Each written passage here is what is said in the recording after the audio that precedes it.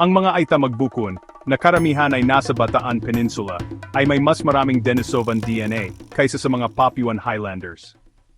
Ang mga Denisovan ay nakilala lang sa siyensya noong 2010 nang matagpuan ang kanilang mga buto ng daliri at ngipin sa Denisova Cave sa Siberia.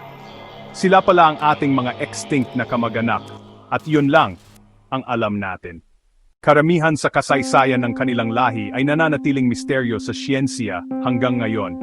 Sa paggamit ng DNA technology, sinusubukan pa rin ng mga siyentista na alamin ang kanilang pinagmulan, kung saan sila nakatira at kung ano ang nangyari sa kanila.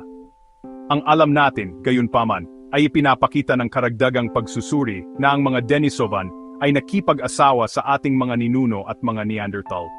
Kaya, maraming tao ngayon ang nagtataglay ng mga genes na ito. Lumalabas na isang partikular na ethnic group sa Pilipinas ang nagtataglay ng pinakamataas na antas ng Denisovan DNA ayon sa pag-aaral na ito. Ang mga Aita Magbukun ay may malaking Denisovan ancestry sa kanilang genome.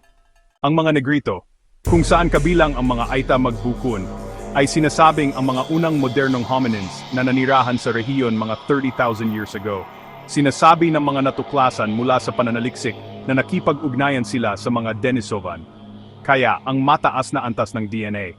Ang mga Aita Magbukun ay karamihan ay naninirahan sa Bataan Peninsula. Nanatili sila bilang isa sa mga hindi gaanong kilalang indigenous groups sa bansa. Bagaman, kalaunan, ang mga Negrito ay nakipaghalo sa East Asian group na may maliit na porsyento ng Denisova DNA. Nalaman namin na ang mga Negrito ay may porsyento na mas mataas kaysa sa ibang ethnic groups.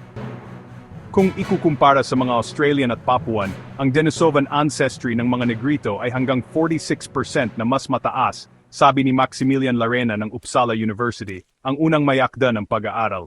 Sinuri ng pag-aaral ang mga genome ng halos 120 ethnic groups sa bansa. Sinuri ang DNA mula sa 1,107 individuals sa 118 ethnic groups. Nakipagtulungan si Larena sa iba't ibang cultural institutions, universidad, at indigenous peoples organizations para makabuo ng mga resulta gamit ang isang genetic tool na tinatawag na masking. Sa mga isla ng Southeast Asia, ang mga Negrito ay kalaunan nakipaghalo sa mga taong dumadmating mula sa East Asia at may ilang Denisovans na nagdulot ng pagbaba sa bahagi ng Denisovan DNA. Dagdag ng isa pang mananaliksik, si Matthias Jacobson. Nagpatuloy siya. Ngunit ang ilang grupo, tulad ng Aita Magbukun, ay kaunti lang ang nakipag-interbreed sa mga taong kalaunan ay lumipat sa mga isla. Yan ang dahilan kung bakit napanatili ng Aita Magbukun ang karamihan ng kanilang Denisovan genes, at sa makatuwid ay may pinakamataas na antas ng mga genes na iyon sa mundo. Ang mga Aita Magbukun ay nagtataglay ng mas maraming Denisovan DNA kaysa sa mga Papuan Highlanders, ang dating record holder.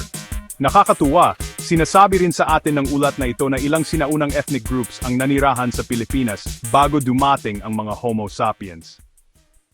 Ang kwentong ito ay orihinal na lumabas sa Esquire Philippines.